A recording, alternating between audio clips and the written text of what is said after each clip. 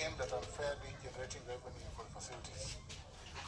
The second part, Mr. Speaker, sir, is, has the government conducted an inquiry into this matter, and if so, could the Cabinet Secretary Health table the report on its findings? Lastly, what measures has the government put in place to ensure accountability by healthcare facilities and to provide compensation to victims of medical insurance fraud? Thank you, Mr. Speaker. Madam CS, let me answer the question.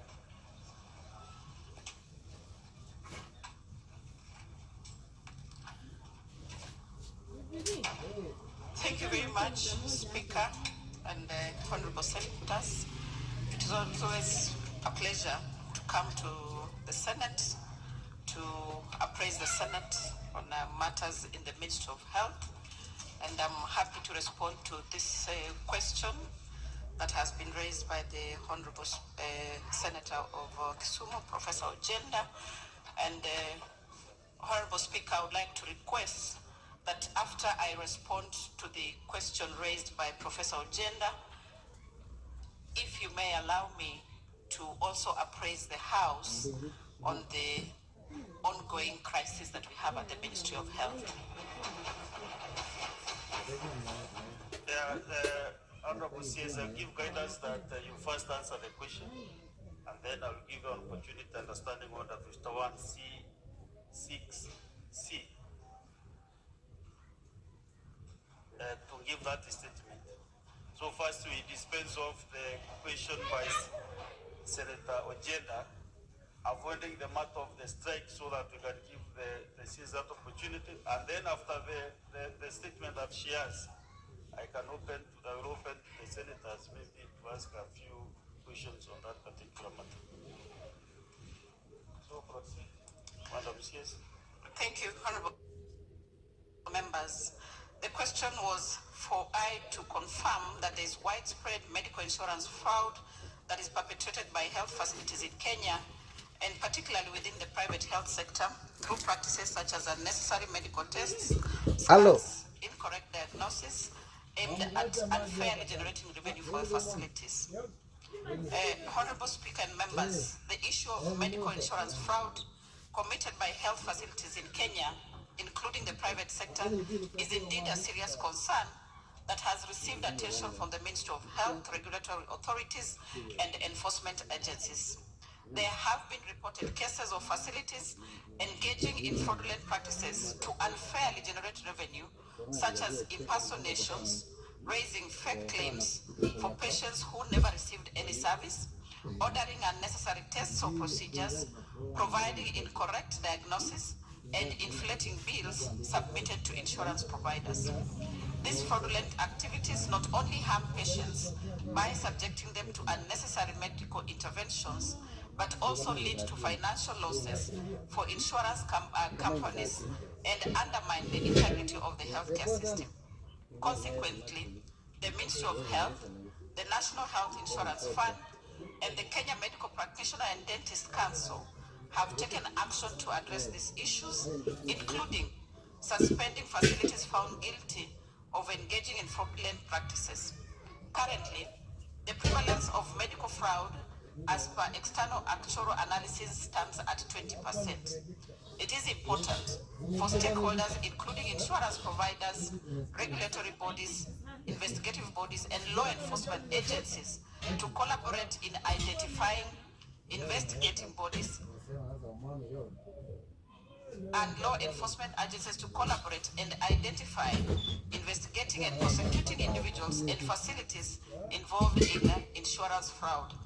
By enforcing strict regulations, conducting thorough audits, and promoting transparency and accountability in healthcare delivery, we can collectively work towards combating fraudulent activities and safeguarding the interests of patients and insurance beneficiaries.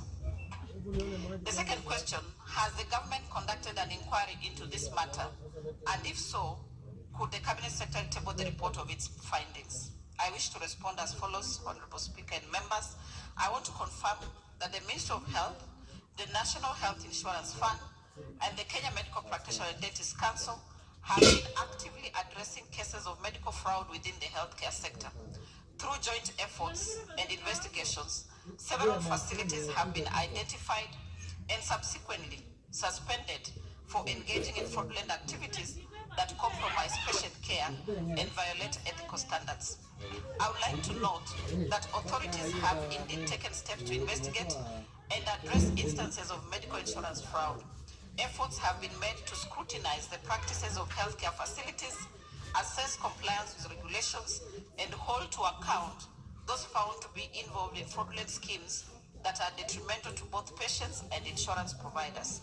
There are ongoing investigations by the Ethics and Anti-Corruption Commission, the Directorate of Criminal Investigations, involving 10 healthcare providers currently suspended by the National Hospital Insurance Fund Board. I have annexed the list on my response. As we collectively strive to uphold the integrity of the healthcare system and protect the welfare of patients and insurance beneficiaries, I encourage continued collaboration among stakeholders, effective enforcement of regulations, and clear communication to promote trust and accountability in healthcare delivery. Question 3, what measures has the government put in place to ensure accountability by healthcare facilities and to provide compensation to the victims of medical insurance fraud? Speaker and honorable members, the government of Kenya has implemented and is working on various measures to enhance accountability and combat medical fraud within healthcare facilities. Some of the efforts that the government has put in place is health facility census, and this we did last year in August. The government conducted a comprehensive census of health facilities to create a database that facilitates the monitoring and regulation of healthcare services. This initiative aims to identify and verify facilities to ensure compliance with standards and detect any unauthorized fraudulent practices. The second step or measure that we have taken is repealing of the National Health Insurance Act of 1998. The decision to repeal the Act and the enactment of the Social Health Insurance Act 2023 is a strategic move by the government to strengthen regulatory frameworks and enhance oversight mechanisms within the healthcare sector.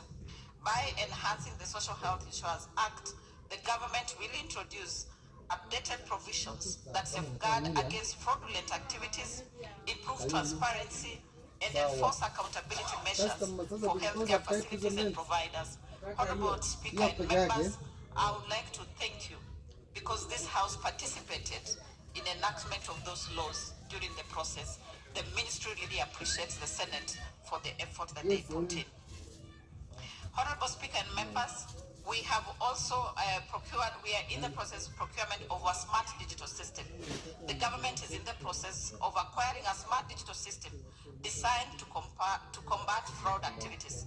This signifies a proactive approach to addressing malpractices in healthcare delivery. The sophisticated digital system will streamline data management, facilitate real-time monitoring of healthcare transactions, and employ advanced analytics to detect anomalies or irregularities that may indicate fraudulent behavior. The system will be integrated with approved clinical guidelines to ensure patient management is standardized. Fourth is enhanced monitoring and enforcement. The government has intensified efforts to monitor healthcare facilities and enforce compliance with regulations. Enhancement of oversight through frequent inspections, audits, and performance of evaluations is going to enable regulatory bodies and the Social Health Authority to hold facilities accountable for adherence to ethical standards, quality care, financial, and transparency, thereby reducing the likelihood of fraudulent activities. Public awareness and reporting mechanism. The government is also focused on raising public awareness about medical fraud and encouraging individuals to report any suspicious experiences of fraudulent practices in healthcare facilities. This will be done by promoting transparency, accountability, whistleblower protection, and the government will empower the public to play an active role in combating fraud and ensuring accountability within the health sector. Regarding compensation of victims of medical fraud, the Ministry of Health and its agencies are not expected to compensate any victims of medical insurance fraud. However, the Insurance Regulatory Authority may provide more detail if there have been compensations of victims of medical insurance fraud.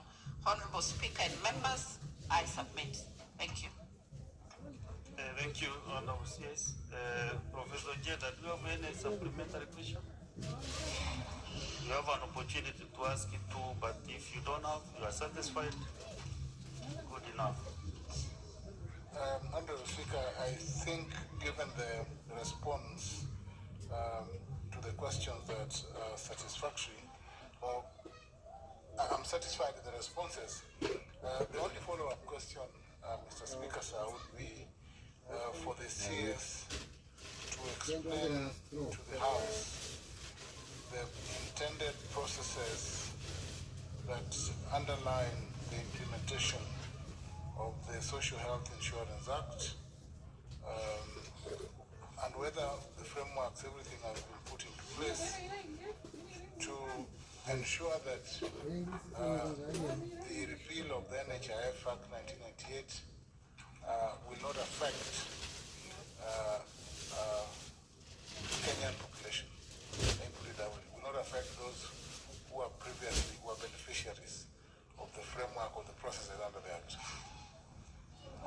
Honorable CS, you can answer that one. Thank you, Speaker and honorable members. Yes, indeed, the ministry has a process for implementing the Social Health Insurance Act. And for our starters, the ministry did gazette a transitional committee that has experts to ensure seamless transition from NHIF to social health. The committee has been sitting for the last 3 months. It has developed a roadmap on what needs to be done in terms of implementation. Additionally, the ministry worked on regulations for operationalizing the Social Health Insurance Act. And indeed, the regulations were already approved and gazetted. So we are in the process of finalizing with the transitional committee to ensure that all matters are taken care of. And I want to assure the House that one thing that the transitional committee is ensuring is that the Kenyan should not actually notice that there has been a change from NHIF to Social Health Authority. The services that are being provided will continue to the time that then Social Health Authority takes over from NHIF. And some of the things that they are doing is auditing of the existing assets and liabilities so that they are taken over by the Social Health Authority. So, Speaker and honorable members, I want to confirm that we have a process that is ongoing. We have a roadmap. The transitional committee is working. As a minister, I meet with them after every 2 weeks so that I get appraise of the process. And our intention and our plan is that from the 1st of July, then we shall have completely moved to Social Health Authority. Thank you, Honorable Speaker and members. Thank you. As I guided honorable senators, we stick to this particular question, and not touching on the strike so that we will give the CS opportunity to update the Senate and the country. So if you have a different angle, then I can give Senator Muma Muyaka.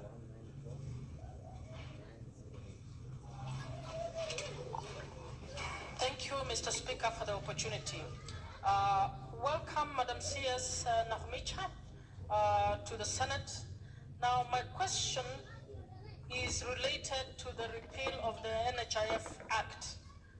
You have explained the good intentions and the plans you have in place to have a smooth transition to the new system. I wanted to ask whether you are aware that many Kenyans are still paying NHIF but not receiving services. We have many Kenyans whose NHIF cards are not being honored in many hospitals and they are actually stranded. Are you aware of that, and what are you doing about that? CS. Thank you, Honorable Speaker and Senator Muma. Sawa. Yes, I am aware that Kenyans are still paying NHIF, and that is the way it is intended to be, that payments continue to be made and ensure access to services. Speaker and honorable members, I would like to take responsibility that for sure there has been disruption of services, but not stoppage of services. And the disruption of services is because of the unpaid claims by NHIF to health facilities. And this has been occasioned by a delay of exchequer release to NHIF. But I want to confirm that NHIF and together with the ministry, we have been having engagements with most of the facilities which are around the faith-based facilities. We've had a meeting with them.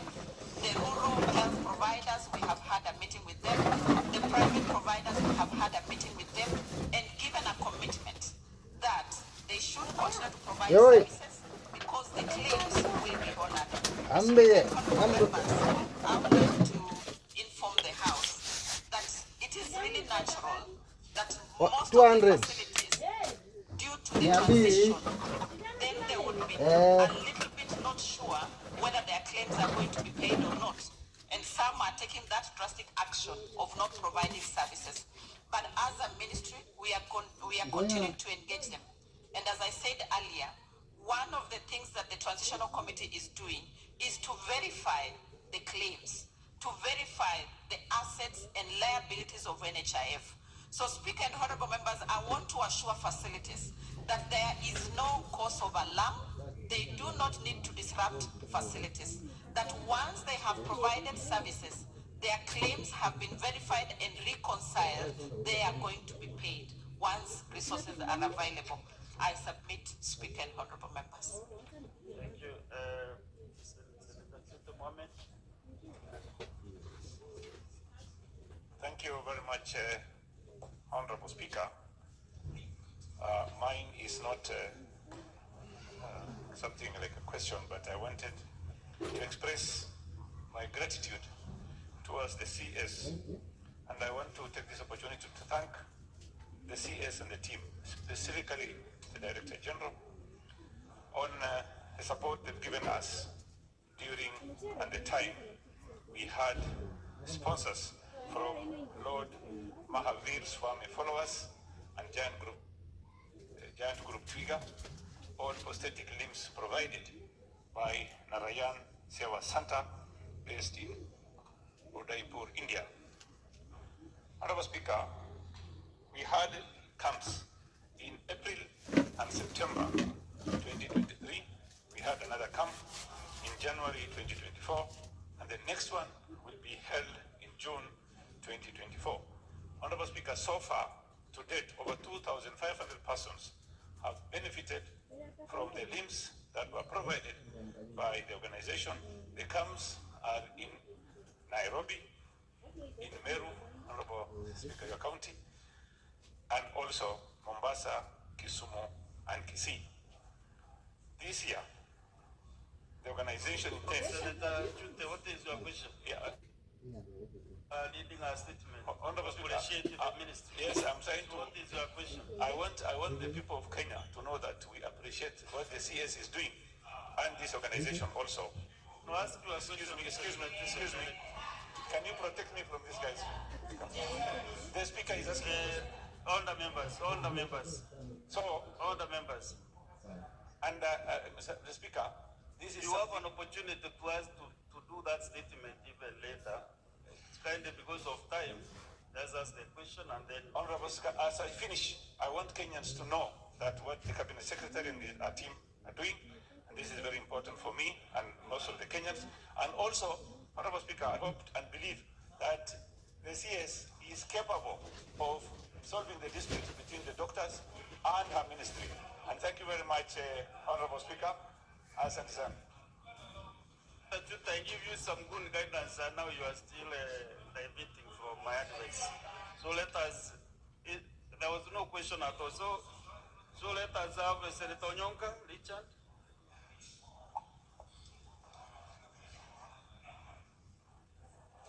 Thank you, Mr. Speaker. First of all, I would like to say that CS Nakhumicha is somebody I've known in my previous life, and I'm happy to see her here. The question, Madam CS, that I'm asking you is this.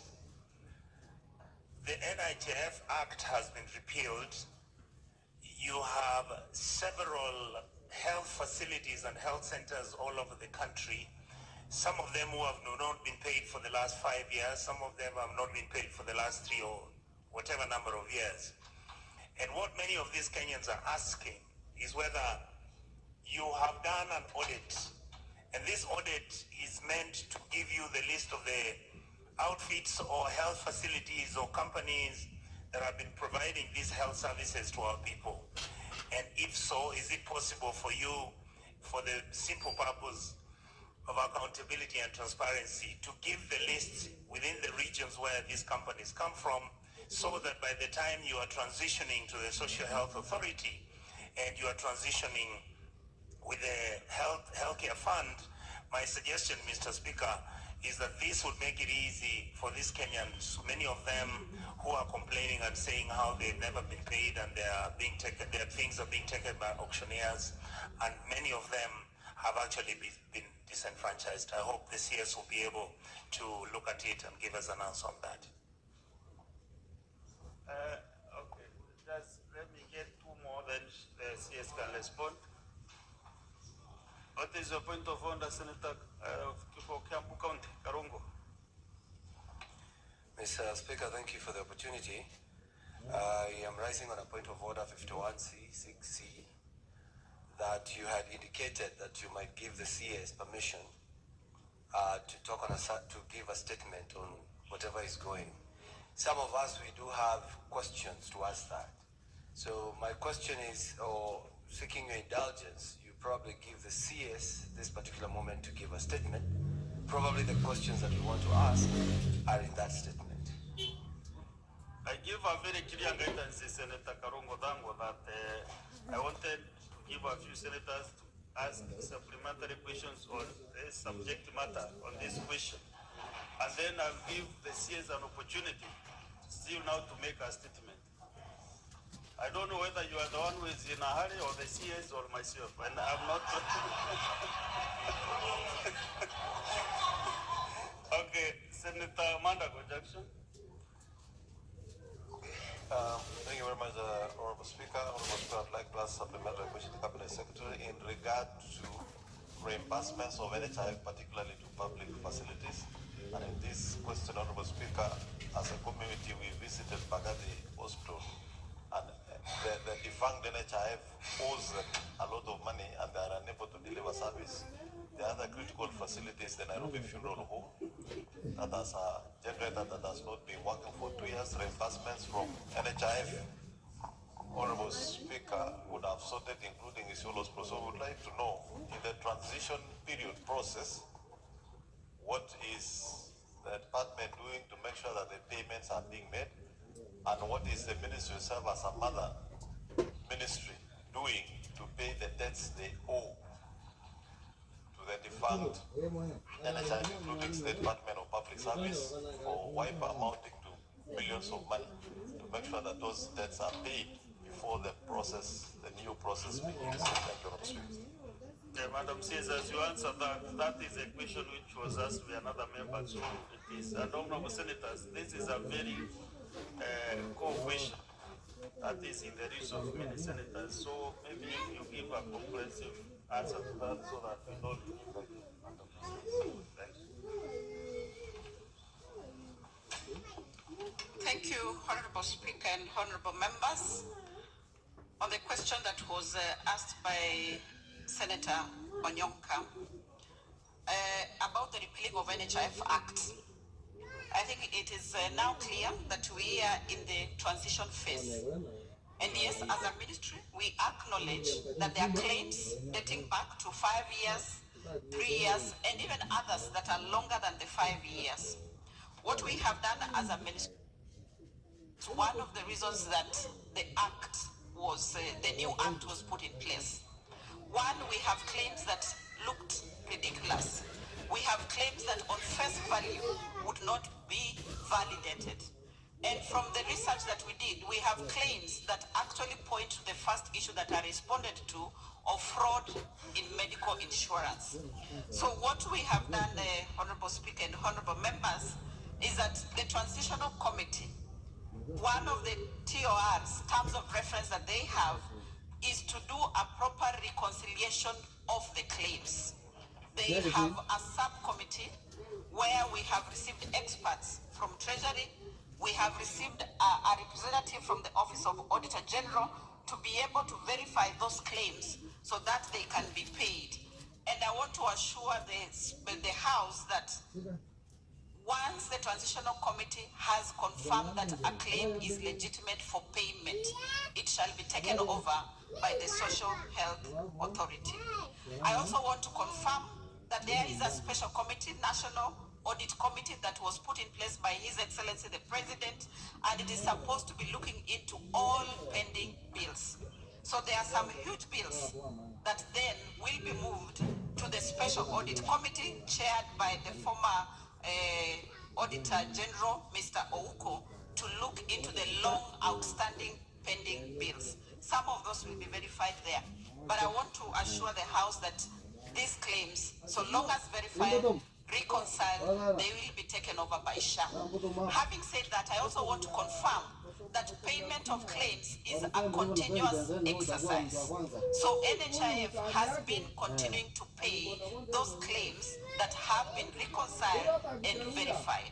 In the last year, a total of 36 billion was paid out to claims. The second question about reimbursement of claims to public facilities that has been asked by Senator Mandago of Uasin Gishu, who is also the chair of the Health Committee in the Senate, is that indeed it is true that there are many outstanding claims that are yet to be paid to public facilities. And these outstanding claims are not unique just to the public facilities. We even have faith-based facilities that have outstanding claims. We have private facilities that have outstanding claims. And as a ministry, this is a matter that we have brought to the Cabinet's attention because we see it standing in our way as a risk in the transition. And following the bringing of this matter to the Cabinet, a discussion was held last week between my ministry, the Ministry of Treasury, chaired by His Excellency the President, and Treasury was asked to look for resources for us to start paying claims.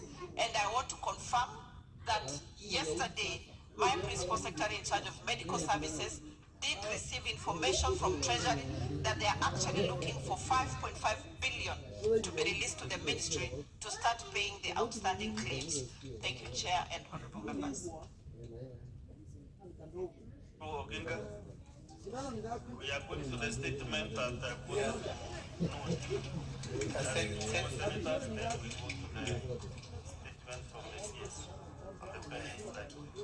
Thank you, Mr. Speaker. I take this opportunity to welcome the CS for health for coming to the Senate. Mr. Speaker, I hope in her statement she's going to tell us something about the strike of the doctors. But Mr. Speaker, my question is on the card, the defunct or the outgoing NHIF cards. Mr. Speaker, these cards, when issued to beneficiaries, they are asked to specify the clinics and the hospitals where they wish to be treated. And Mr. Speaker, you specify two. And when you specify two, supposing you are a civil servant, say a police officer, you are posted to Nairobi, your family is in the rural areas there, you have specified the hospital where they go. When you are in Nairobi here, you are only allowed to specify two. So you specify those two are dispensary and a hospital where your family goes. Mr. Speaker, it is very, very inconvenient. I hope that the new system is going to address that so that the cards allow you to access facilities of certain class or standard, and you can go anywhere in the country and access those facilities. You don't have to specify only two. That's okay. Mr. Speaker, I hope that is going to be addressed. You can respond after I give Senator Omar Sheikh Malia.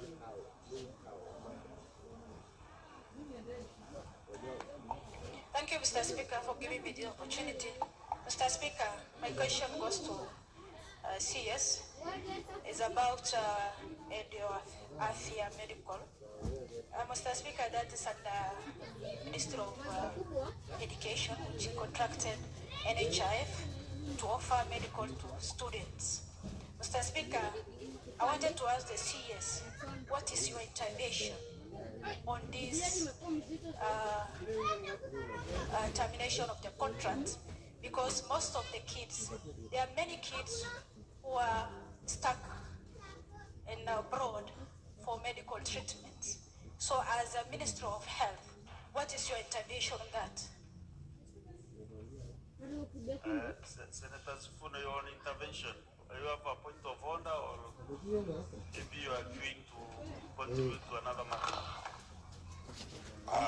The supplementary question, Speaker. On HIF.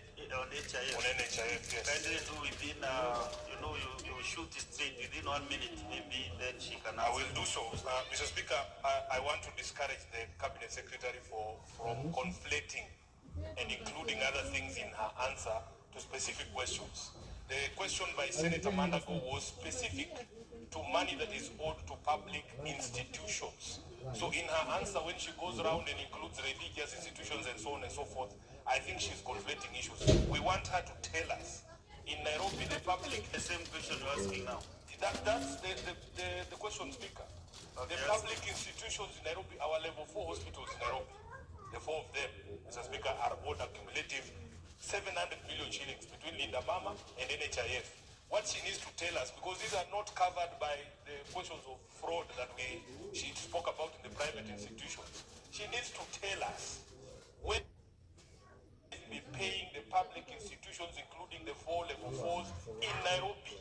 When will she be paying? Don't tell us about the religious institutions. Sorry, Senator Sifuna. And the CSA, they have now 5 billion on the way to pay these bills. Yeah, but that's a story. Because I don't want us to continue. That's a story, Honorable Speaker, that included other institutions that have to go through the vetting process, verification process that she spoke about. Senator Sifuna, rest assured, in Nairobi will be covered. Speaker, why don't you allow the answer to come from the witness, Mr. Chair? Because you are not the Minister for Health. Senator Sifuna. Senator Sifuna, we cannot have 2 speakers at the same time. You know that. Why is she up or standing? No, you cannot direct your questions to the CS. You know participation in this house. You should just abide by the laws of the debate. Understanding under Senator Sifuna. With a lot of respect. Madam CS.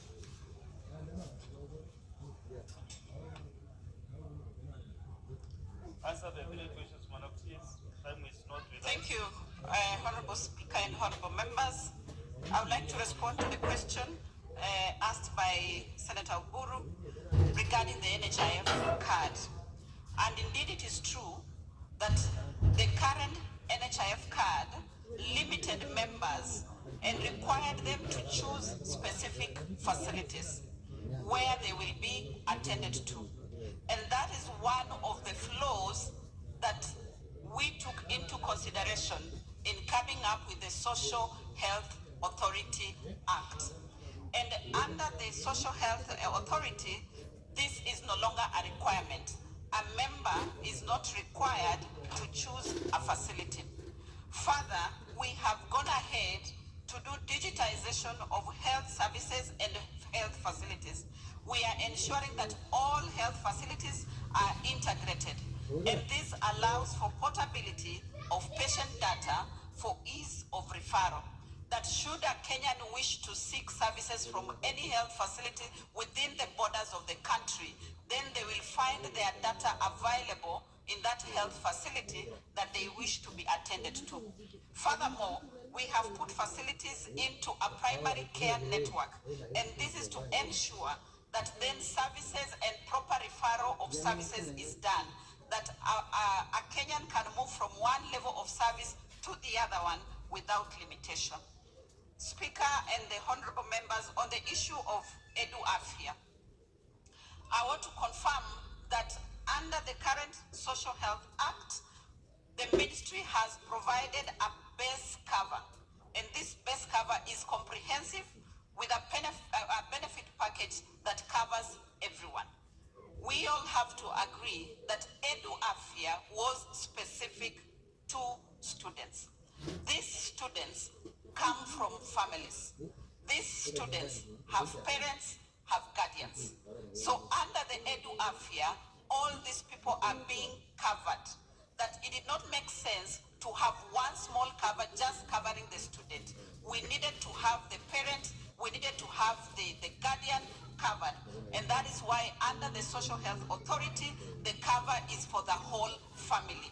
It does not discriminate and say, this is for a student, this is for Linda Mama. No, the cover is for Mama, the cover is for the student, the cover is for Baba, the cover is for the whole Jamii. On the third question, which Honorable Sifuna has asked regarding the payment for Nairobi County. Speaker and honorable members, I would like to confirm that as a ministry, it concerns us about all health facilities, public facilities, faith-based facilities, private facilities. All these have to be paid by NHIF. And I want to confirm, Honorable Speaker and honorable members, that NHIF has a process of payment. And the process of payment does not exclude other facilities depending on where it belongs. It is a process that, one, requires that the claim is verified. Whether the claim is from a public facility, a private facility, or faith-based facility, it has to be verified. Once verified and reconciled, then it goes to payment. So I also want to confirm that, as I had indicated earlier, Honorable Speaker and honorable members, we have had a delay of exchequer. That has given rise to the many huge bills that are being experienced across the country. And I have gone ahead to confirm that indeed we have received confirmation from Treasury that resources are going to be released this week for payment of claims. Honorable Speaker and honorable members, I submit. Thank you.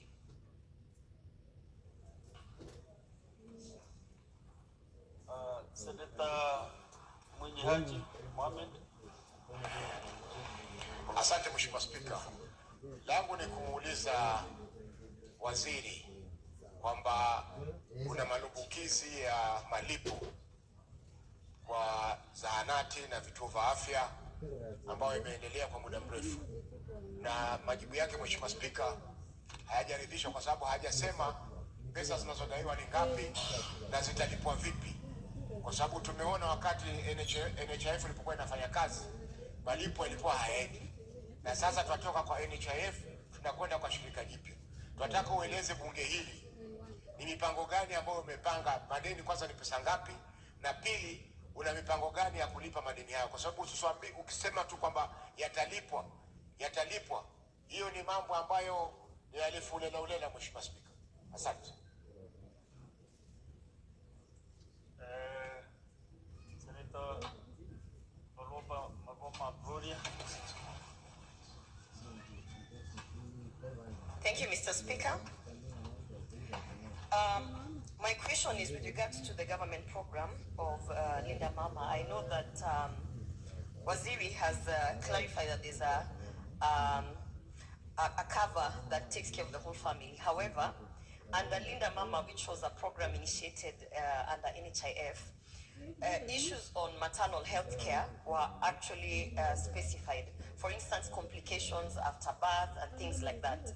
This new cover that you're saying is the alternative of Linda Mama, does it still cater for the specific maternal health care issues that were being taken care of under Linda Mama? As well, if you could also clarify, the Kenya Kwanza government came in we signed a women charter, and under the women charter, we had promised that we will be giving all mothers who have just given birth, that we would give them free sanitary towels, and would also give them 3 months or six, I'm not quite sure, but I think it's 3 months worth of diapers, free diapers, disposable diapers to their children. This particular issue, which is supposed to be covered as well, I would have thought under Linda Mama, it seems to have disappeared somewhere. Could we get a clarification on that as well? Thank you. Senator Sosi, and then she will answer those three, and then we go to the statement direct.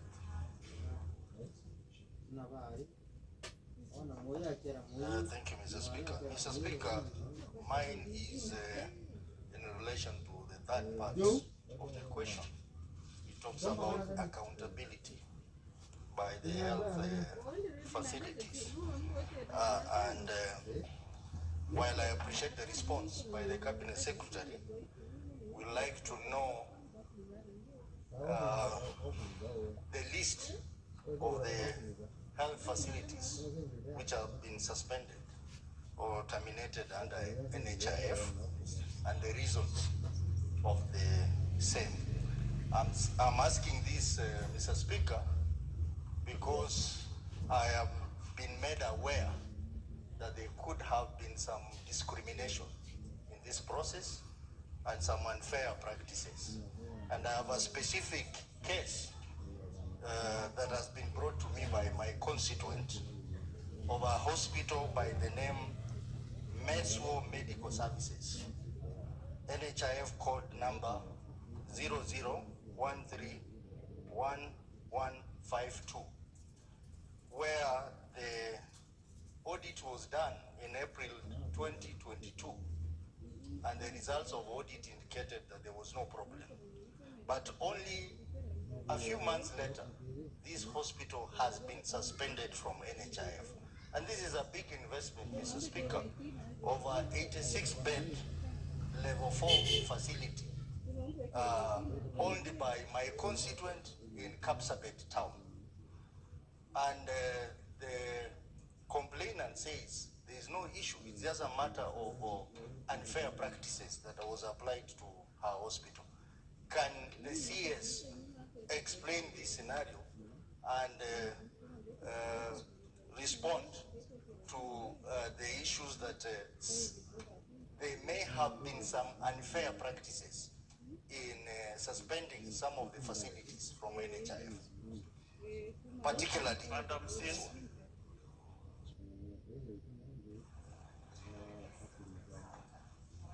And honorable senators, you know, when you ask a specific question for that manner, Senator Sosi, maybe if the CS has no particular answer now, you can also maybe release a statement which can really support your argument, which can go to the committee for investigations. But she'll answer all the questions asked, and then we go to the statement.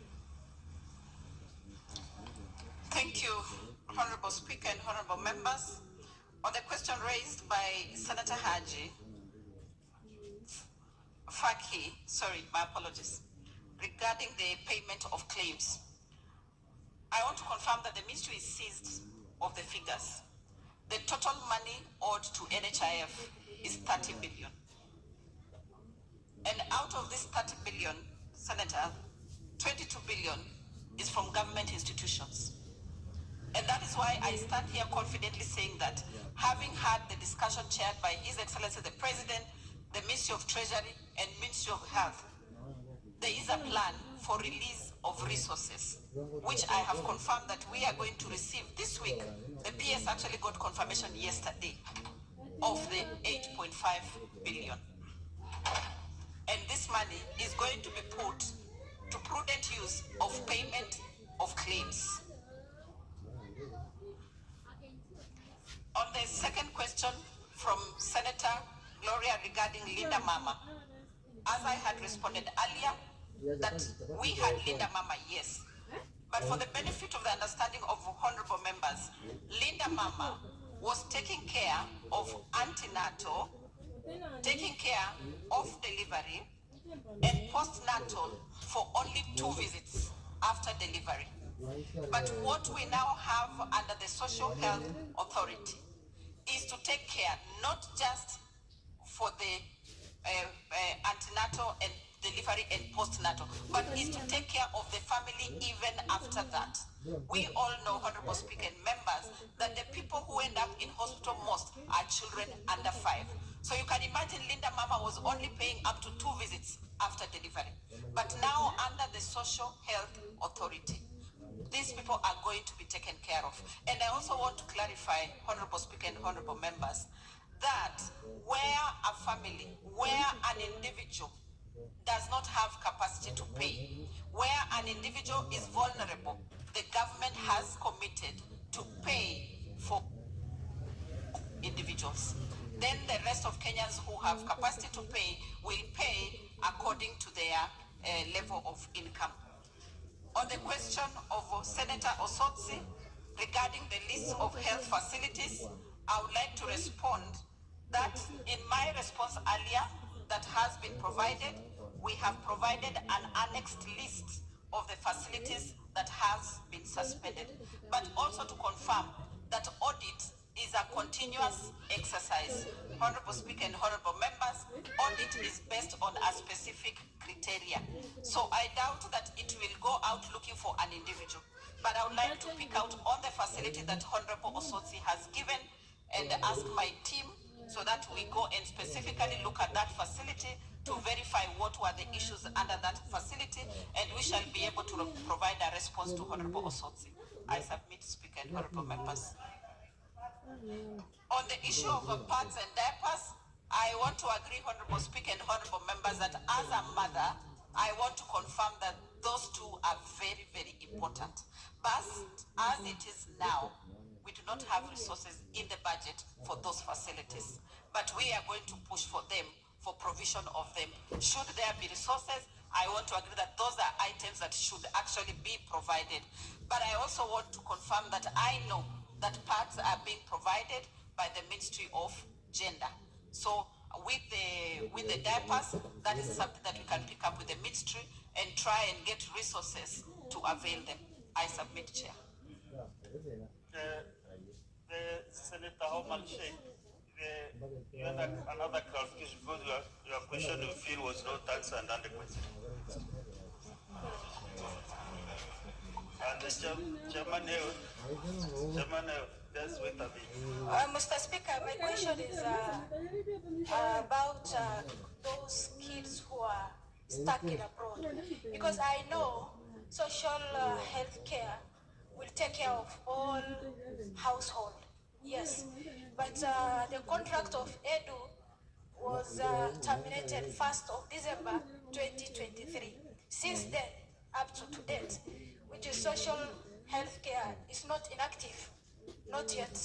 So what is the process, what is the intervention now for the students who are stuck in abroad, and there are some also who are using the same scheme for the treatment here in Kenya? Senator Mandago, 1 minute.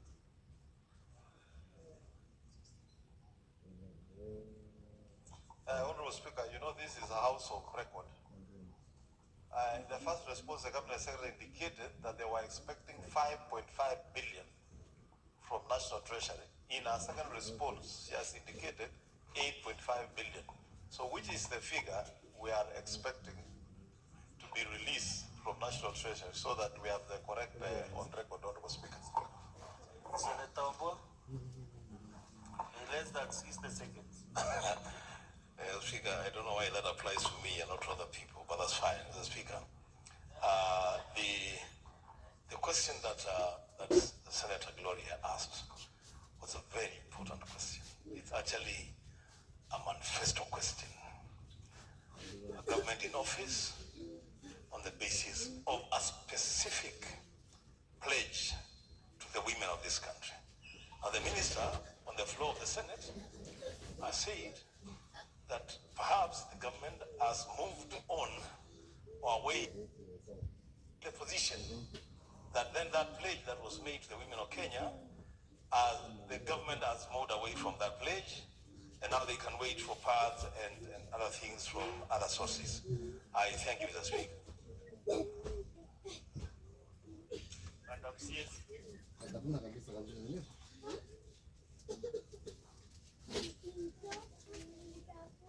Thank you, Honorable Speaker and Honorable Members. On the question raised by Senator Omar regarding the students who are stranded, I first of all want to confirm, Honorable Speaker and members, that indeed the ministry did give notification to the Ministry of Education that this particular EduAfia was going to come to an end. The Ministry of Education was supposed to inform its members of the end date of the EduAfia. And the reason why there was an end date, it was actually end of a contract. So it is expected that then the Ministry of Education should have made alternative arrangement. I have had a meeting with my colleague Cabinet Secretary for Education, and we say, should they need the service to be covered for those who are still in India, then they need to write to the ministry so that they give an undertaking of payment of the premium, so that then that can be covered. So far, we have not received a letter of extension from the Ministry of Education. We have not received an undertaking for National Health Insurance Fund to be able to take care of those bills. On the clarity raised by Senator Mandago, I want to acknowledge that yes, I did speak about 5.5 and I have also talked about 8.5 billion. I want to clarify as follows. 5.5 billion is going to come from National Treasury. 3 billion is going to come from NHIF from its reserves. So total, we are going to have 8.5 billion shillings to take care of payment of claims. On the last question and concern from Senator Wambua, I would like to confirm that Kenya Kwanza government has not moved away from its manifesto. Implementation of a manifesto is a continuous exercise. This government is in office for the next 5 years, so we have a plan on implementation of the Kenya Kwanza plan. I submit, Chair and honorable members. Okay, thank you. Now, honorable senators, we are now order senators, Senator Gloria, order members, order senators, Senator Chalagay, you're out of order. So, and standing on the 51C, 6C, I want to give the Honorable CS this opportunity to issue a statement on the strike, the doctor strike. So you have this opportunity, Madam CS. Senators will have an opportunity still to issue or to ask any clarifications after she's done with the statement.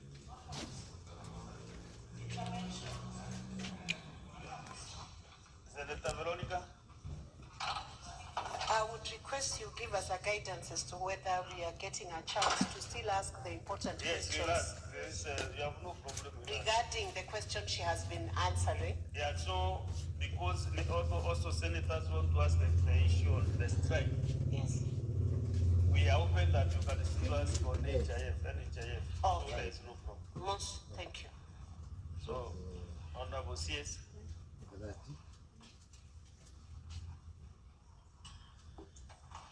Thank you, Honorable Speaker and honorable members.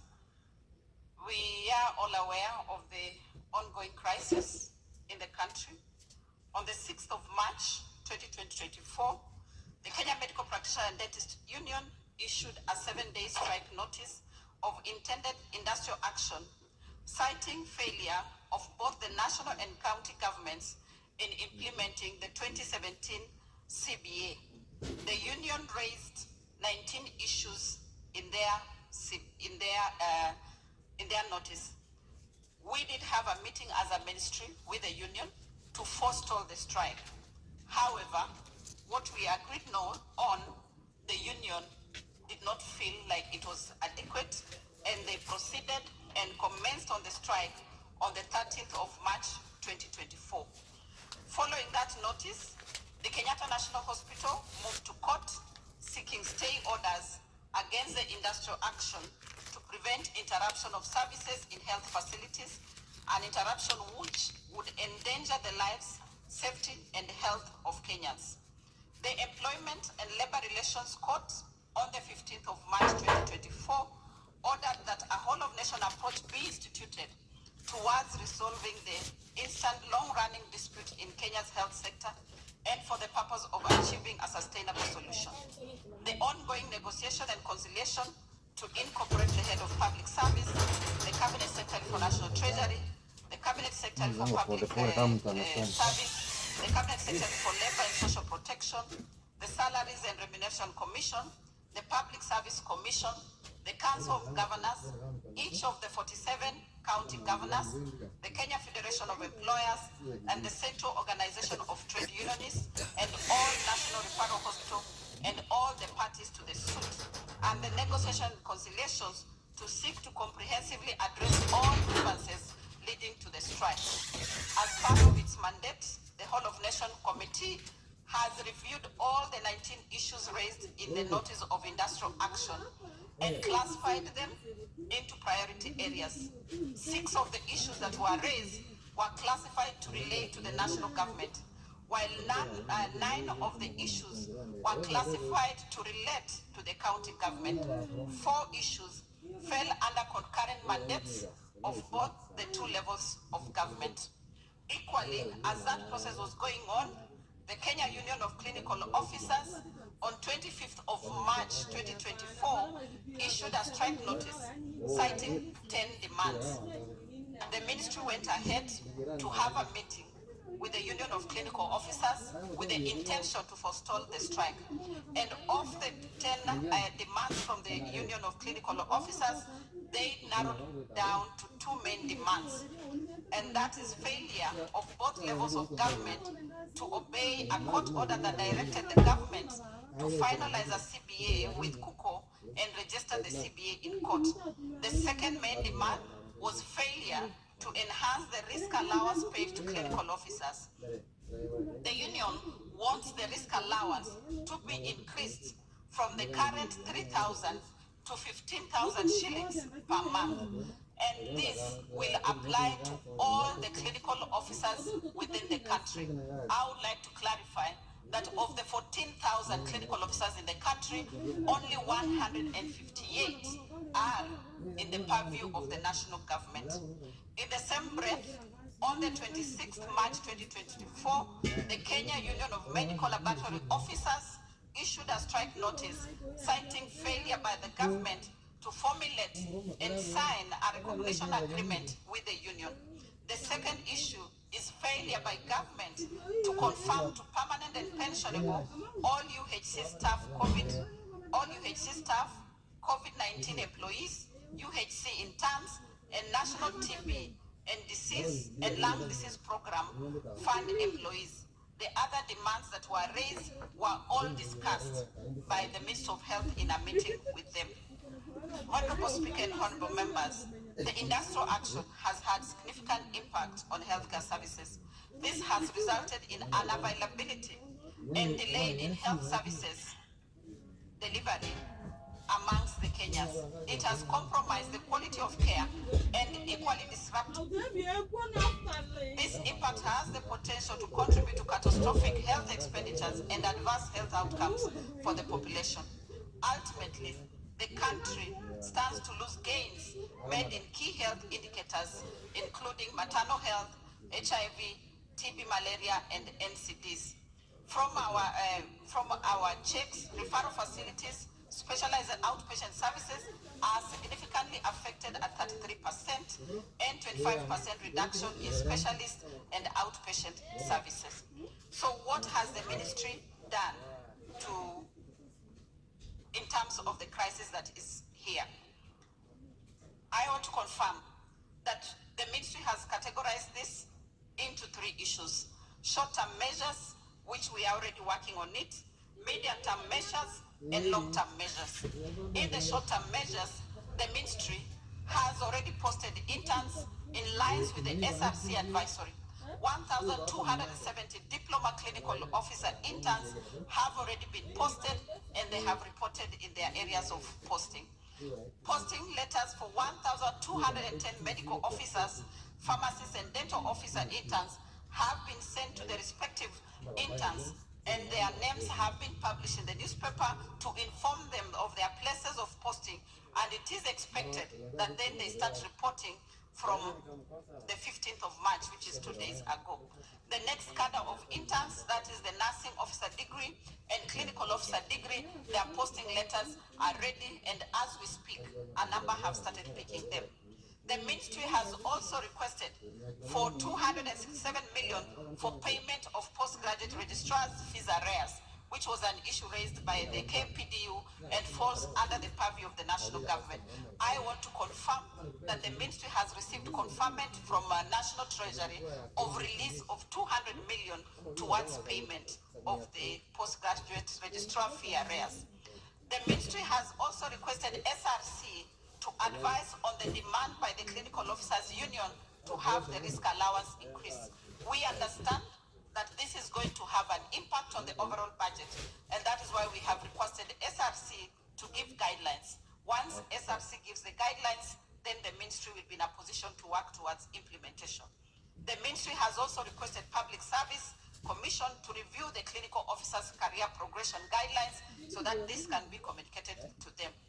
On the medical laboratory officers, the ministry has already written to the medical laboratory officers informing them of the criteria required for them to be recognized as a union. So we expect that once the medical laboratory officers have met the requirements of a union, then the ministry will go ahead to work towards the recognition agreement that they are pursuing. Under the midterm measures, the Ministry of Health is reviewing the internship policy to address aspects of the program, including the need to transit to internship without any delay. As it is now what we're experiencing, the interns who have been out, some have been out for more than a year. And this actually delays them from getting the license that they need to practice. So the ministry is working on a policy, and yesterday we finalized internal stakeholders validation. Next week we shall be finalizing on external stakeholder validation, and is to invite the Senate that this is a place that we think that we can during the external stakeholder validation.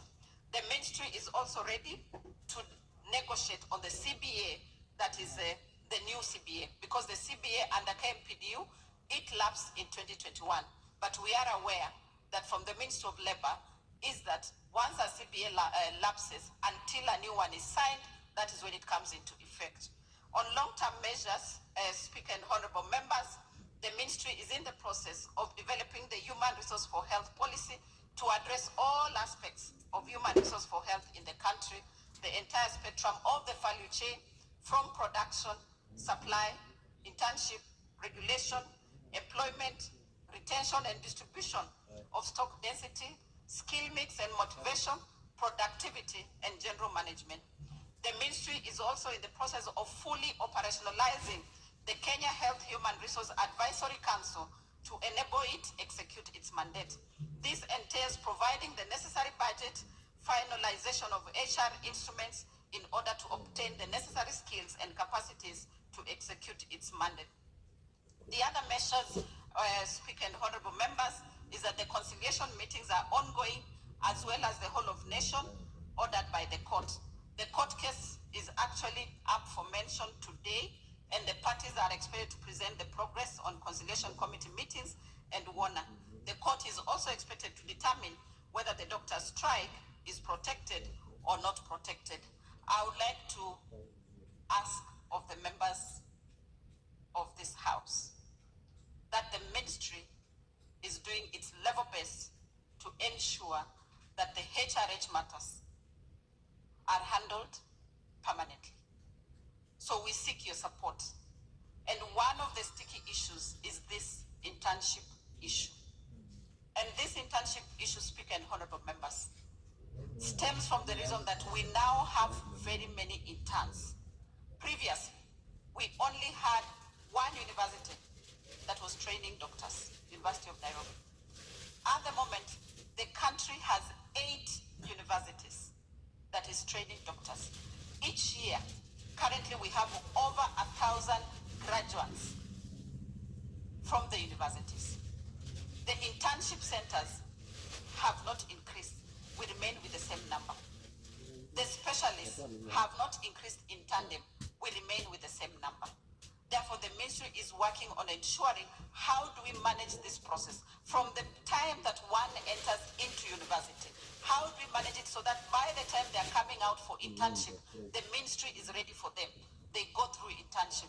But the biggest question, Speaker and honorable members, would be how do we ensure as a country that we actually provide employment to these doctors once they finish their internship? What stands between us and that is availability of resources. Speaker and honorable members, I submit.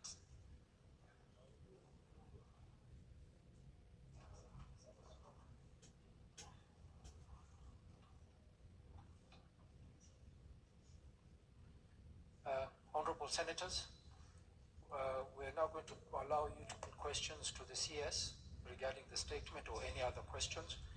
We, in terms of time management, we have 45 minutes, and I see we have almost 12 or 13 members who want to ask a question. Now, in order of asking the questions, there is a request that we first allow members who have not asked any questions this morning, and then we allow the members who've asked. So we're going to proceed that way. Please, honorable senators, keep your questions very short. And CS, please, I will also urge you to keep your answers short and precise so that we can manage the time and will be able to finish in good time. First question is going to go to Senator Agnes Kavindu.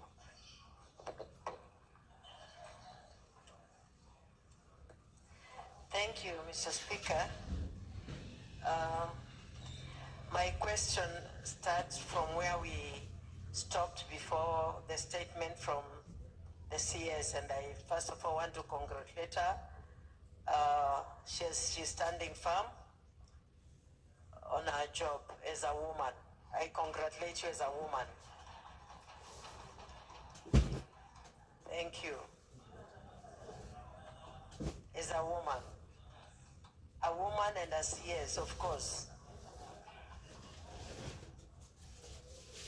Yes, a woman CS.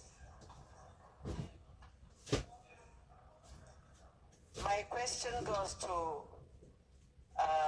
Madam CS about Bishop Kioko Hospital in Machakos. This bishop called me 3 years ago complaining to me that they've not been, their monies has not been remitted from NHIF. And Madam CS, this is a question that is worrying so many of these hospitals because they don't know the fate after the other organization takes over NHIF. And Madam CS, I know that you have told us that there's money which has been released already, but if you can give us timeline so that even as we talk to them, we can assure them these are the timelines you're going to get your monies. My governor also has really been complaining about remittance from NHIF in the hospitals in Machakos, and this goes across the whole country. So if Madam CS, you can give us timelines, and what else we can beg you to do, Madam CS, is to see as a mother, as a CS, as a mother, how to end up this strike of the doctors, because we are losing so many people. We are losing a lot of people in this country because of the strike. So if also in the negotiations, I'm sure you have reached somewhere. Can you tell us something about, the timelines of these doctors going back to work and starting work as usual? Thank you. Thank you. Mr. Speaker, sir. Mr. Speaker, just on a follow-up on presentation of... Order, senators. I have a list of the senators who've asked the question. Mr. Speaker, So Yes. allow us to proceed. Mr. Speaker, allow me to proceed. Mr. Speaker, I would like to just follow up question on the doctor's strike. Madam CS, since you said the government was ready to hire 1,500 medical interns, how many have reported? And what are the terms of engagement with these interns? Because we are being told they want the 200,000, you are ready to give 70,000 stipend. What are the terms apart from the stipend that you are giving Madam CS? And how many people are on the strike? Is it medical doctors only? Is it morticians? Is it anesthetists? Is it nurses? How many groups are on strike, as we know? Because when it started through you, Mr. Speaker, sir, Madam CS, it started only as a doctor strike over internship program. And on the basis that there was an issue, and update the House, Madam CS, on the issue of collective bargaining agreement between medical doctors and other cadres that we have discussed before. Mr. Speaker, I think. Thank you. The third question will be asked by Shakila Abdallah. Thank you, Mr. Speaker.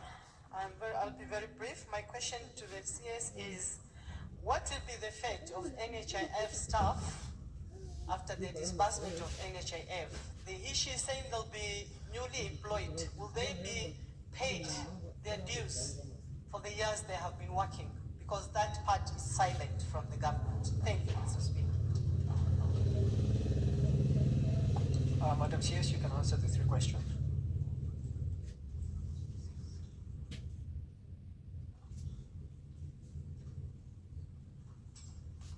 Thank you, Honorable Speaker and honorable members. The question by Senator Kavindu regarding Bishop Kioko, I think is what I have responded to previously, and this is now the faith-based facility, and that the resources that we are receiving, as I did say, we have received a letter from Treasury confirming that we are going to receive the monies. So we await to receive the money, and we expect that they will hit our account this week. The National Hospital Insurance Fund is already working to ensure that once we receive the money this week, then from next week, payments should start going out to those claims that have been verified. And regarding the strike, and for me to give a definite date as to when the doctors will go back to work. Honorable Speaker and honorable members, I would like to say that we are now in process of a negotiation. And within a negotiation, I am not able to confirm with certainty that then by tomorrow they'll be back to work. Of course, I would like that we finish in the shortest time possible. In fact, I would like that even since the matter is coming up for mention today by the Employment and Labor Relations Court, if out of it then doctors are able to go back to work today, that would be the ideal situation for us as a country. But we are going to put our best foot forward in this negotiation so that we ensure that then we go back to operations as soon as possible. On the question raised by Senator Cherargei, I would like to confirm, first of all, that the medical officers, who intern medical officers, are not 1,500, but they are 1,210. This includes medical officers, pharmacists, and dentists. But after they went on strike, other cadres joined them. That is the clinical officers who joined the strike, and also the medical laboratory officers who joined the strike. So as we speak today, we have the medical officers on strike, we have the clinical officers on strike, and we have the laboratory officers on strike. But I would also want to confirm that we have those doctors who have been patriotic enough and they have continued to provide services. They are manning the emergency services, they are manning some of the facilities, and we are ensuring continuity of service. We have put in place administrative measures to ensure that at least services are being provided in the health facilities. The issue at hand is the offer that we have given, and I want to confirm that the ministry, having been constrained by National Treasury, that we post interns based on the available resources. The ministry did write to SRC for guidelines. and the guidelines we received from SRC is that the interns ought to get a stipend and not a remuneration. So the stipend that was offered is 70,000 shillings, and that is what we have offered. As I did indicate, the letters have gone out for medical officers, and we are going to begin taking stock from tomorrow in terms of those who have reported. But I also want to confirm that 1,270 clinical officers have reported in their duty stations. And also to confirm that it was not just the stipend for doctors that was fixed. Equally, the stipend for clinical officers was fixed. In the previous, the clinical officers were earning 15,000 shillings as a stipend for internship. Under the new regulations and guidelines that have been given by SRC, that has been enhanced. And I want to confirm that those clinical officers have reported. What we are waiting, and the letters are out now, nursing officers degree and clinical officers degree have started collecting their letters, and the stipend is 50,000 shillings. In terms of payment to the doctors, Speaker and honorable members, the conversation of healthcare financing has to be discussed, not just by the Ministry of Health, but the whole government. And I believe that is the wisdom that the Honorable Judge of the Employment and Labor Relations Court ordered, that a whole of nation approach is taken so that we discuss. But as a ministry, we have not sat back. That is why we did bring to this Honorable House the 4 acts. And from the 4 acts, we have the Social Health Insurance Act, which in itself is supposed to enable us to collect resources and use those resources for providing healthcare services. One of the items that is going to be recovered by the resources from the Social Health Act is payment for all human resource for health officers across all cadres. And I really want to thank the nurses who have continued to work, to thank the doctors who have continued to work, and to thank all the cadres who have continued to provide services amid this crisis. Speaker and honorable members, I submit. Thank you, CS. Next question will come from Alexander Mundingi.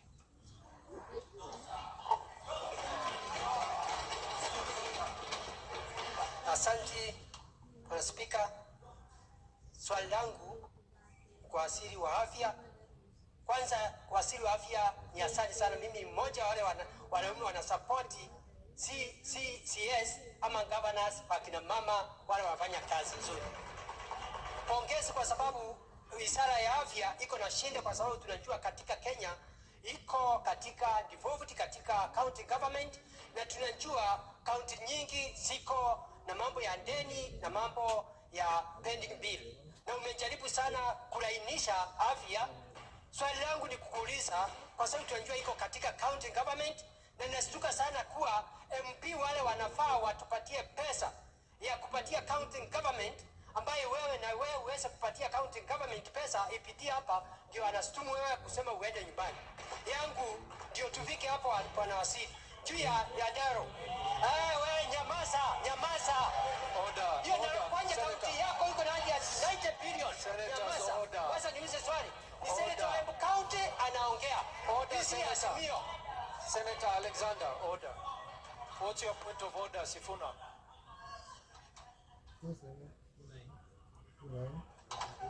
Mr. Speaker, this is actually very embarrassing for this House. Standing orders require that you put a question to the CS. We are not here to worship the CS. We are not here to worship the CS. Ask a question. You cannot give us stories. If you want to give us stories, go and see the CS in the ministry and give us those stories you are giving us here. Mr. Speaker, please. Let's hear the senator. Order, senators. Order. He's on a point of order. Yes, I'm on a point of order. Mr. Speaker, we have very few minutes, and this is a critical national discussion and national debate. We are not here to kiss people's behinds. We are here to ask critical questions about the doctor strike. Can you limit the contribution of the senator to a question, Mr. Speaker? Thank you. So, Chair. Senator Cherargei, what's your point of order?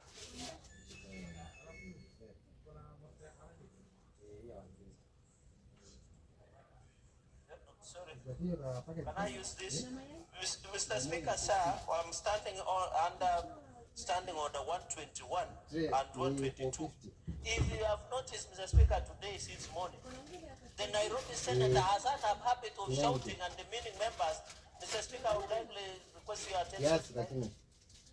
Kindly. Mr. Speaker, have you noticed since morning, the Nairobi Senator has been shouting, belittling, and hurling insults at the members across the aisle, especially on this side, Mr. Speaker.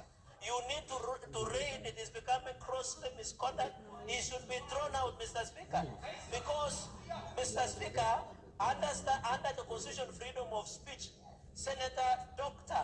Ali Munyi Mundigi has a right to ask the question they want. Why would you allow Senator Sifuna to use that parliamentary language by calling us that we are kissing people's behind? We are not. Our kisses are for somewhere else, Mr. Speaker. We don't kiss anybody's behind, Mr. Speaker. We just say it as it is. He must withdraw the last statement of using parliamentary order members. Just wait. Mr. Speaker, he must withdraw the parliamentary language of telling us that we are kissing other people's behind. We know what kisses are meant and where to kiss. We cannot be told by Senator Sifuna, Mr. Speaker. Can you call him out of order? Honorable Senators.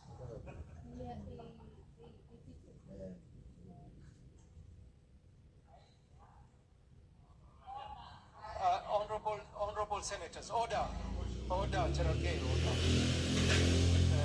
Senator Sifuna stood on a point of order that Mundigi was wasting time with a long statement instead of asking a question. And I have to warn Senator Mundigi. I did make a ruling and I was very clear. When you're given an opportunity to ask a question, go straight to your question and make it short and precise. Senator Sifuna, can you stop directing the chair? I don't need your assistance. Exactly, you are shouting across the aisle. Two wrongs don't make a right. Senator Sifuna, I would urge you to withdraw kissing whatever part of the body you referred to and make it more parliamentary and withdraw Mr. that Speaker, statement. luckily for me, I have the full range of the English language. I will withdraw the statement of kissing someone's behind, which is exactly what is happening, and replace it. Replace it. I have withdrawn it. I am withdrawing it. Why? Mr. Speaker, can I Order. Proceed, Sifuna. Mr. Speaker, if they don't listen to me, how will they hear it when I'm withdrawing it? How will they hear when I'm withdrawing Order, it? Senators. Order. We cannot proceed like this, Senators. Order. How else am I supposed to withdraw? How many ways are there to withdraw other than the way that I'm withdrawing? Withdraw the Mr. Speaker, I am going to replace the phrase kissing the behind of the CS, which is exactly what they are doing, and replace it. Replace it. Can I hear him? Wait, let's hear him. Replace it with massaging the CS for health, Mr. Speaker, because that's what they are doing. Okay, Senators,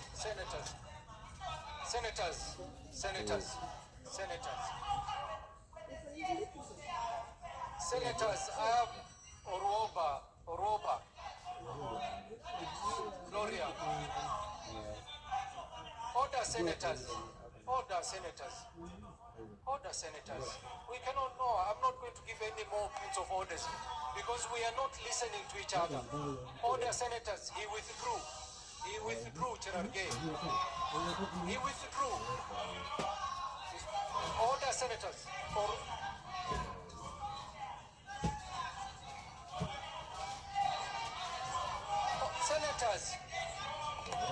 Senators, order. Order, Senators. Cherargei, I will start by throwing you out. Order. I was listening. You were not listening. Senator, I will throw you out. We are not listening to each other. senators. Cherargei, you were not listening to Sifuna when he said he's withdrawn that statement, and he has the right to replace it. Needs to make a sense. Order, the ruling. Order. Senators, you want us to proceed, senators? I'm not engaging you, Cherargei, in an exchange. I asked him to withdraw, and he withdrew. So can we proceed, senators? Let us proceed. The matter was parliamentary language. The issue was parliamentary language.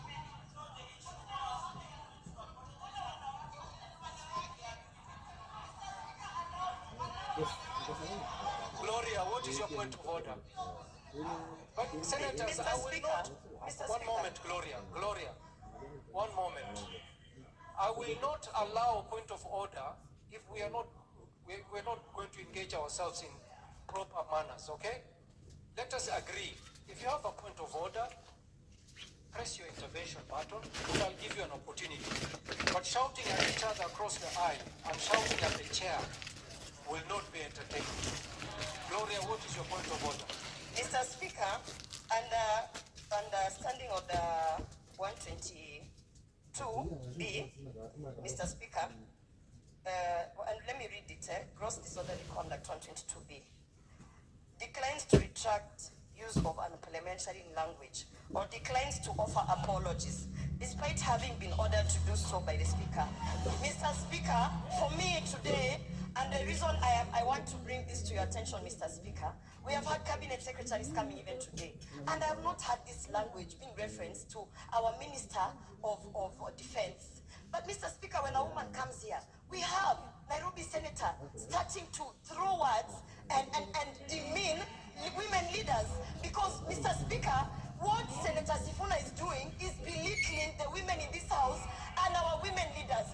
He must withdraw and apologize profusely, because when you see women, you cannot just be thinking about sexual references, such as kissing people's behinds, Mr. Speaker.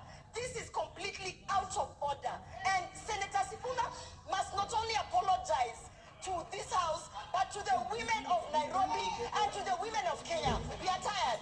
Apologize and withdraw. No, senators, I want to put this matter to rest so that we can continue to ask the question. Senators, order. As the chair, I asked Senator Sifuna to withdraw the statement he made about whatever he said about kissing the behind. And Senator Sifuna did exactly that. He withdrew. He retracted that statement, and he retracted it.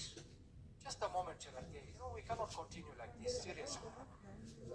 Senator Sifuna retracted that statement to my satisfaction as the chair. Okay?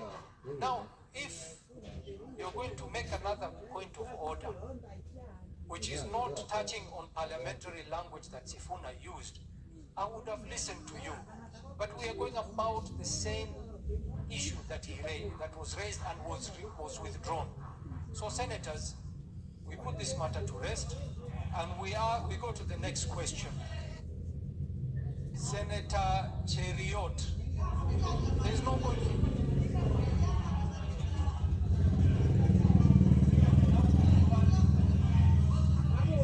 Order. Mundingi.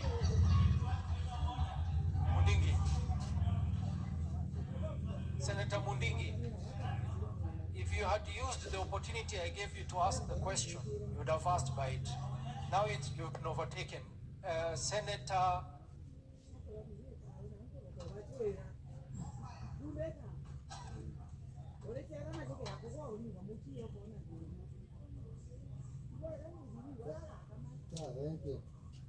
Now it seems, Senator Professor Margaret Kamar.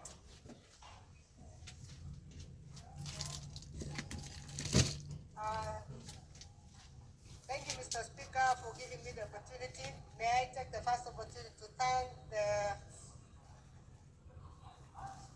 Mr. Speaker, can you... Sifuna, Can I can we be hear heard the in professor silence? in silent? Thank You're you. protected, Senator. Go ahead. Thank you, Mr. Speaker. I want to thank the Minister for a good response, and I want to thank her for talking to the country and bringing some comfort, because we have all been very concerned about what's going on. Mr. Speaker, could the Minister assure us and the country that the current negotiations will not stop again? Because we reach a point when the medical doctors, the striking doctors as we call them, reach a point when they were saying it is the government that is on strike, it's not us that are on strike. There was a point also that we witnessed the negotiating side of the government walking out, because negotiations are negotiations. So long as the unions are here, negotiations must take place. Can we get an assurance that there will be no walking out until this is done from the minister? Secondly, the issue of risk allowance, Mr. Speaker, is something that has been on for many years. Why is it taking very long, and yet CRC was part of the Whole of Nation Approach Committee? Why would it have been discussed alongside that, so that we don't have this delay? The problem, Mr. Speaker, is that people have died, and I think the minister knows that people have died. People are suffering as we are talking. People have had to go for very expensive alternatives. Why would we be dealing with an issue called risk allowance, which was done in the 90s? It was not even in the year 2000, it was before, when this idea of risk allowance, which was going on in other countries, were negotiated. Why would it not be done? So, finally, Senator, just two. You've asked two questions. Thank That's you. more than enough. Senator Veronica Duarte. Thank you, Mr. Speaker. And you have put to rest the points of order. Otherwise, I would have maybe advised my colleague, Senator Sifuna, on the meaning of common parlance of English language and how you cannot retract and then reinstate the statement in different words. Mr. Speaker, I will now go straight to the questions. I will go straight to the question to the Honorable CS. Once again, welcome to Senate. And as you very well know, healthcare remains a critical pillar to the welfare of our nation, and ideally, it should enjoy budgetary priority in resource allocation. So, Honorable Cabinet Secretary, Kenyans are very concerned about how prepared the ministry is in managing the transition from NHIF to SHIF without exposing and while avoiding any gaps that may expose the Kenyan population who require healthcare on a daily basis. And question number two, so how prepared is the ministry in managing that transition? Number two, you know, it is women who give birth. Linda Mama program seemed to have enjoyed a lot of popularity and is a program that was acclaimed and approved. Within the SHIF framework, the new framework, what is the ministry doing to design a specific program to Linda Mama specifically, that woman who is pregnant, for prenatal, labor and childbirth, and postnatal care without limiting those visits to 2 or 4, but to Linda Mama in as much as they require that postnatal care until the mother and the baby are both safe in the ministry and within the public hospitals that we have in Kenya. The third question will be asked by Senator Hamida Kibwana. Thank you, Mr. Speaker. Madam CS, I've just been wondering, actually the morgues are full now. The being attended to. They're not attending to the patients and they are dying. Does the government realize that this is a matter of life and death? How long will this go on, seriously? So we should continue losing lives just for the government to have its own time to honor the CBA?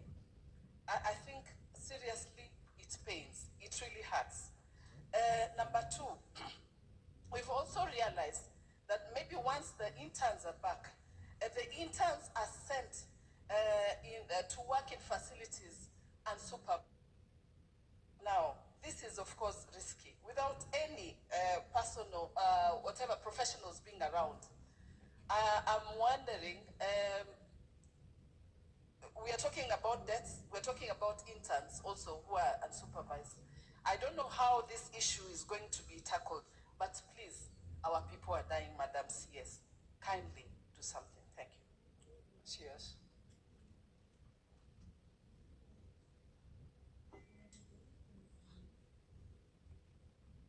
Thank you, Honorable Speaker and honorable members. I'll begin from the question of Senator Professor Kamar, that the KMPDU has alluded to the government being on strike. And they have explained that this is because the CBA was not implemented from 2017 to date. Honorable Speaker and honorable members, the CBA that was signed had several aspects. And in my earlier submission, we have put those matters into the different areas that need to take responsibility. We have matters for the national government, we have matters that are cross-cutting, we have matters of county government. Speaker and honorable members, I want to confirm that of the 6 issues that pertain to the national government, we have addressed them. The issue of postgraduate fee arrears, that has been addressed with the release of 200 million from National Treasury for payment. The issue of basic salary arrears within the CBA. As for the doctors who work within the national government, that aspect has been met. And in fact, there is an overpayment. And now the government is asking, what do we do with the overpayment of the arrears to the doctors? The issue of CBA between KMPDU and Kenyatta National Hospital was waiting concurrence from Salary and Remuneration Commission. That has already been done. The issue of CBA between Moi Teaching Referral Hospital and KMPDU, that has already been finalized. It was a matter in court and a decision was already passed. The issue of CBA between Kenyatta University Teaching and Research Hospital and KMPDU, the CBA is now ready. Kenyatta University Teaching and Referral Hospital has called the unions to go and discuss and negotiate on the CBA. So, Honorable Speaker and honorable members, on matters pertaining to the national government, progress has been made. The only sticky issue is the stipend. And Honorable Speaker and honorable members, I want to ask of this House that as for that stipend, we are asking that if the interns, and should they accept that, then they open room for negotiation that government has offered. They have not come to the table to tell us that, no, we will not take that, we want this. That must be allowed to happen. Professor Kamar, on the issue of government walking out during the discussion, I was in that meeting, and I want to confirm that the government did not walk out. The meeting adjourned. Why did the meeting adjourn? Because we were following the orders of the judge from the court. And the judge ordered that the doctors should suspend the strike for negotiations to proceed. And that is what we were asking of the doctors. Suspend the strike, negotiations to proceed. And I want to confirm to the House that negotiations will be good. Negotiations will be done, in fact, accelerated, if we have no people dying out of the strike. They will be accelerated if the doctors are at the bedside of the patients. The risk allowance I want to clarify, on the issues raised by KMPDU, risk allowance does not arise. The people who raise the issue on risk allowance is the clinical officers. And they're saying they want the risk allowance to be enhanced from 3,000 shillings per month to 15,000 shillings per month. Honorable Speaker and honorable members, that is 500% increase in the risk allowance. That is an issue of budget. Once we get SRC guidelines, if that is possible, then for consideration. And once the House, the National Assembly approves our budget, Exchequer is released, we shall be able to meet that. Because we know that whatever they are doing is risky, and indeed they deserve risk allowance. So the issue is the movement from 3,000, 15,000, the 500% increase. If SRC confirms that that is in order, then we'll put measures in place for resources to be put together for that. The issue raised by Honorable Senator Veronica. Earlier, I have spoken about the transition from NHIF to Social Health Authority. As a ministry, we have done our best. And that is why we put together a transitional committee, a committee of experts to guide the process. And as I did reported earlier, there is a roadmap, and we meet after every 2 weeks, and we are satisfied with the progress that is going to be a smooth transition. And no patient should actually notice that there was a change. It should be a seamless transition. On the issue of Linda Mama, I want to confirm, as a mother myself, and probably aspiring to get another child, maternal health is of importance to me. So I will not be the one to preside over a situation where maternal health is not covered by this country. And I want to confirm that in the Social Health Authority, reproductive health has been covered under the benefit package. In fact, it is an expanded package from what was there under Linda Mama. So let's not be stuck on the name of Linda Mama.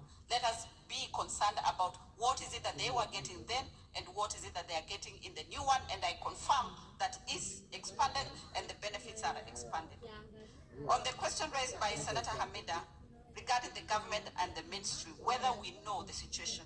Yes, Senator, we indeed know the situation. On a daily basis, we are tracking what the situation looks like.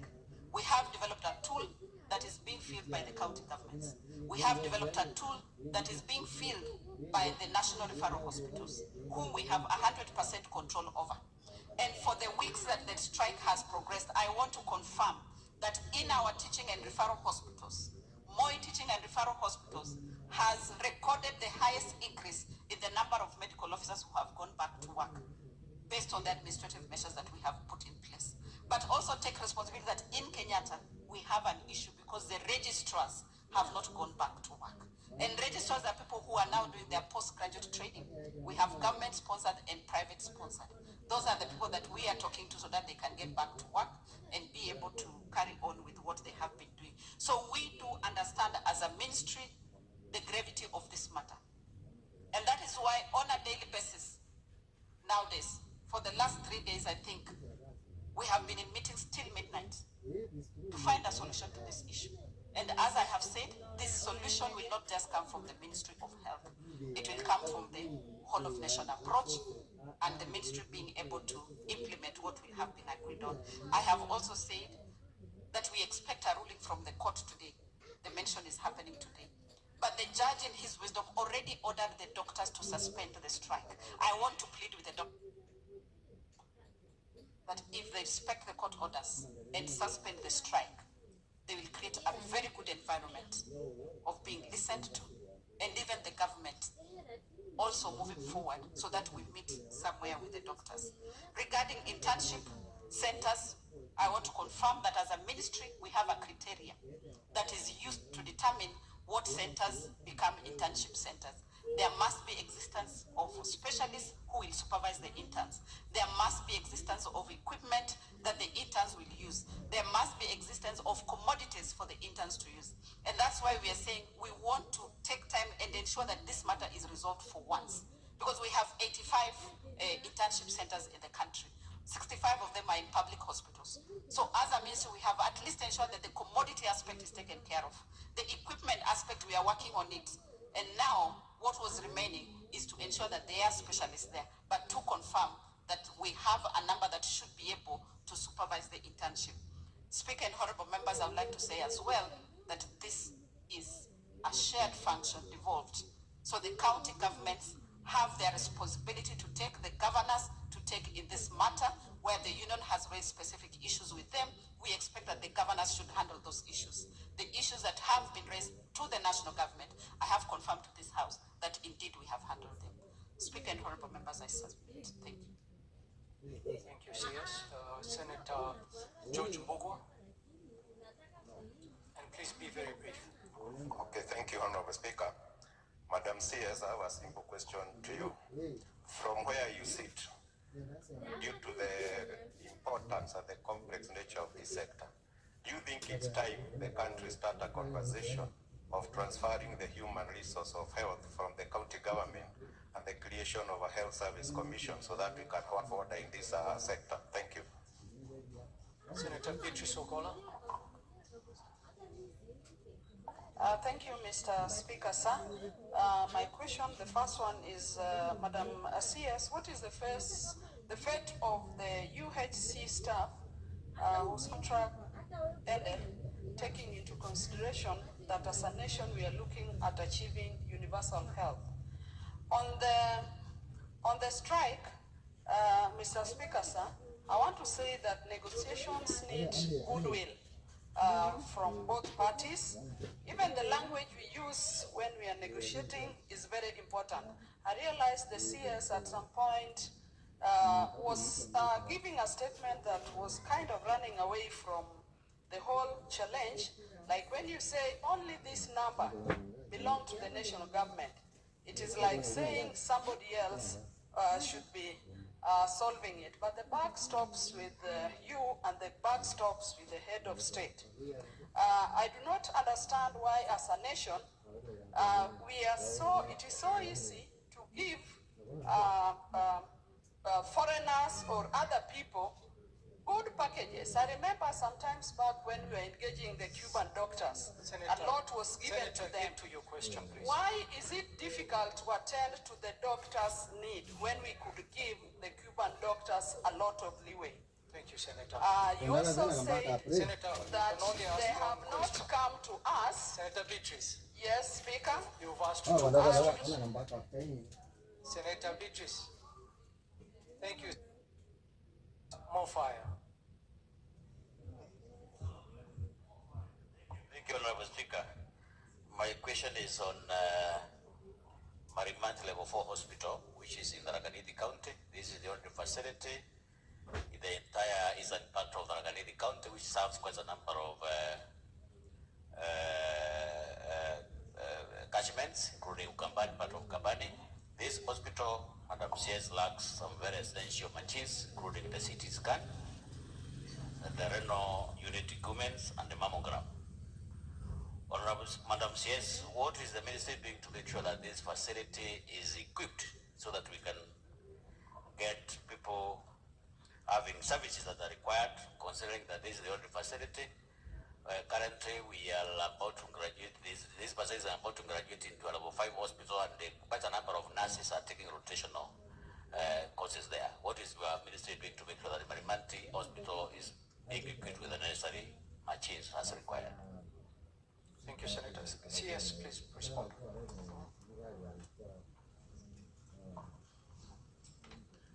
Thank you, Honorable Speaker and honorable members. The question raised by Senator Mbugua, whether it is a high time for there to be a health commission. Honorable Speaker and honorable members, I take note that this is the House that is the defender of devolution. This is the House that is supposed to ring-fence and take care of devolved function. Having a health commission would be ideal, but that process would be outside the mandate of the Ministry of Health. Constitutional question.